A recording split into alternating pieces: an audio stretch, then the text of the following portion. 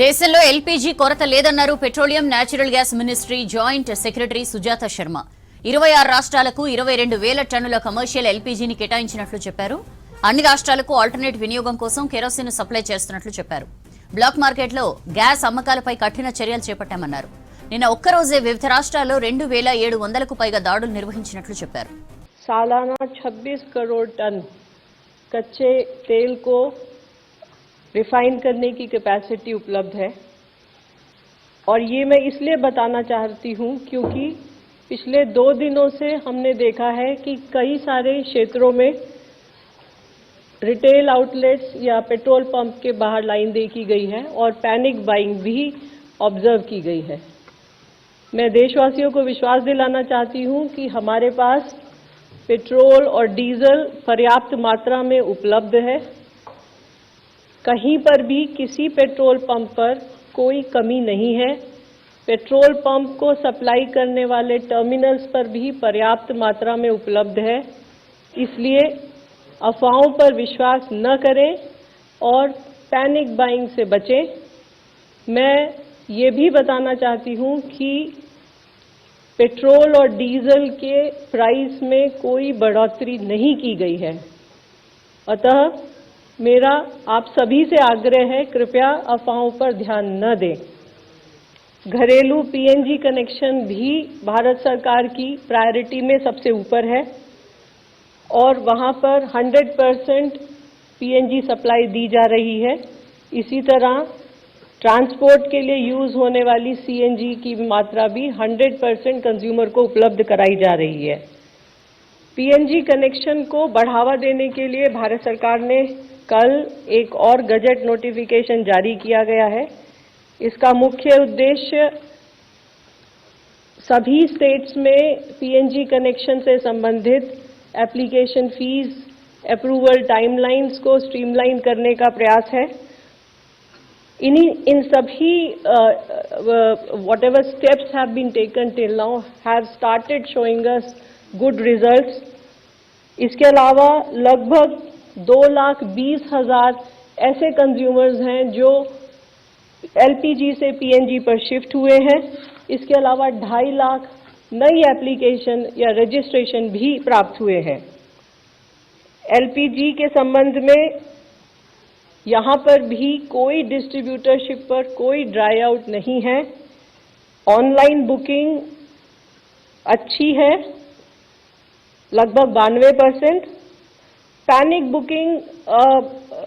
Booking तो नहीं कहूँगी, लेकिन बुकिंग का लेवल ज़रूर ज़्यादा है, लेकिन डिलीवरी पूरी तरह सामान्य है। जैसा कि मैंने पहले बताया कि 21 तारीख को भारत सरकार ने कमर्शियल एलपीजी का क्वांटिटी 20% से बढ़ाकर 50% किया और उसमें भारत सरकार ने सभी स्टेट गवर्नमेंट से रिक्वेस्ट किया कि dhaba, hotel, industrial canteen, community kitchens या कैंटीन्स, सब्सिडाइज कैंटीन्स जो राज्य सरकार या लोकल बॉडीज चलाती हैं, उन सभी को प्रायोरिटी दी जाए। इसके अलावा जो माइग्रेंट लेबर हैं उनको भी 5 किलो के सिलेंडर देने में प्रायोरिटी की जाए। इन सब के फलस्वरूप लगभग अभी तक 26 स्टेट्स ने 22,000 टन कमर्शियल एलपीजी एलोकेट की है और allocation is all over the country. जहां पर राज्य सरकार ने एलोकेट किया है वो भी है इस क्वांटिटी में और जहां हमारी ऑयल मार्केटिंग कंपनीज दे रही हैं वह मात्रा भी इसमें सम्मिलित है। इस सब के प्रयासों के फलस्वरूप कल लगभग 30,000 5 किलो के सिलेंडर दिए गए हैं। పర్షియన్ గల్ఫ్ లో వేచి ఉన్న 20 భారత నౌకల్లో 540 మంది సిబ్బంది సురక్షితంగా ఉన్నట్లు చెప్పారు shipping minister special secretary Rajesh Sinha. 24 గంటల్లో 50 మంది భారతీయ నావికుల్ని మన తీరానికి తీసుకొచ్చినట్లు వివరించారు. వెస్ట్ ఏషియాకు వెళ్లే ఎగుమతి కంటైనర్లకు 15 రోజుల్లో ఫ్లీ స్టోరేజ్ ఫెసిలిటీ కల్పిస్తున్నట్లు చెప్పారు రాజేష్ సిన్హా. पिछले 24 घंटे में किसी भी भारतीय जहाज या नाविक से संबंधित कोई इंसिडेंट रिपोर्टेड नहीं है। हमारे 20 भारतीय ध्वज के जहाज, उस पर 540 भारतीय नाविक पर्शियन गल्फ में हैं और सुरक्षित हैं और उनसे डीजी शिपिंग लगातार संपर्क बनाए हुए हैं, उन पर निगरानी रखे हुए हैं। पिछले 24 घंटों में करीब 200 ईमेल करीब 200 कॉल, टेलीफोनिक कॉल्स और करीब 500 ईमेल प्राप्त हुए हैं जिनका जवाब दिया जा रहा है। और पिछले 24 घंटों में 50 भारतीय नाविकों को रिपैट्रिएट करके भारत वापस लाया गया है अपनी इंडियन मिशंस के सहयोग से।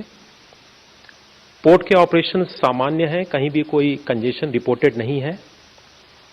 और इस संदर्भ में मैंने पिछले दिनों में एक एक पोर्ट पे लिया गया जो भी इनिशिएटिव है वो उसके विषय में बताया था, जिसमें Jawaharlal Nehru port, Kandla port, Vizag port, Chidambaranath port था। आज मैं आपको एक अदर देन मेजर पोर्ट के विषय में बता रहा हूं, मुंद्रा पोर्ट।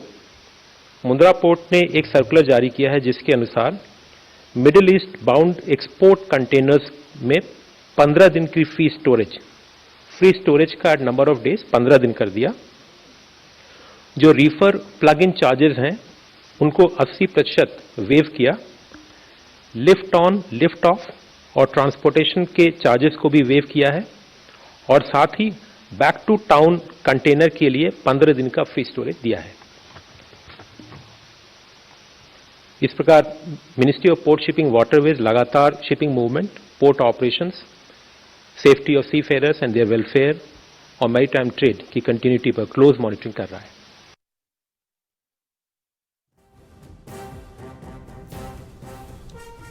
వెస్టేషియాలో యుద్ధ పరిస్థితులపై ప్రధాని మోదీ ప్రపంచ దేశాల నేతలతో చర్చిస్తున్నట్లు చెప్పారు విదేశాంగ శాఖ ప్రతినిధి Randhir Jaiswal. America president Trump ప్రధాని మోదీకి కాల్ చేసినట్లు తెలిపారు. పశ్చిమాసియాలో వీలైనంత త్వరగా ఉద్రిక్తతలు తగ్గాలని, శాంతి నెలకొనేందుకు భారత్ అన్ని విధాల సహకారం అందిస్తుందని యుఎస్ ప్రెసిడెంట్కు మోదీ స్పష్టం చేశారన్నారు. అటు హార్మూజ్ జలసంధి నుంచి చమురు రవాణాకు అడ్డంకులు లేకుండా దౌత్య మార్గాల ద్వారా పరిష్కారంపై ఇరు దేశాల నేతలు చర్చించారని తెలిపారు. ప్రధాని మోదీకి శ్రీలంక ప్రైమ్ మినిస్టర్ కాల్ చేసి పశ్చిమాసియా పరిస్థితులపై డిస్కస్ చేసినట్లు చెప్పారు Randhir Jaiswal. Our conversations with global leaders and countries have continued. Yesterday, our Prime Minister received a telephone call from the President of the United States, His Excellency Donald J. Trump. The two leaders had useful exchange of views on the ongoing evolving situation in West Asia. Prime Minister reiterated and put forth India's point of view, calling for de-escalation and restoration of peace at the earliest. He also underlined the importance of ensuring that the Strait of Hormuz remain open, secure and accessible, and also conveyed that it is vital for global peace, stability and economic well-being. Both leaders agreed to remain in touch regarding the ongoing efforts aimed at promoting peace and stability in the region. Prime Minister also yesterday received a call from the President of Sri Lanka, His Excellency Mr. Anurag Kumara Disanayak. The two leaders obviously discussed the situation in West Asia. Both leaders reiterated the importance of keeping shipping lines open and secure in the interest of the global community.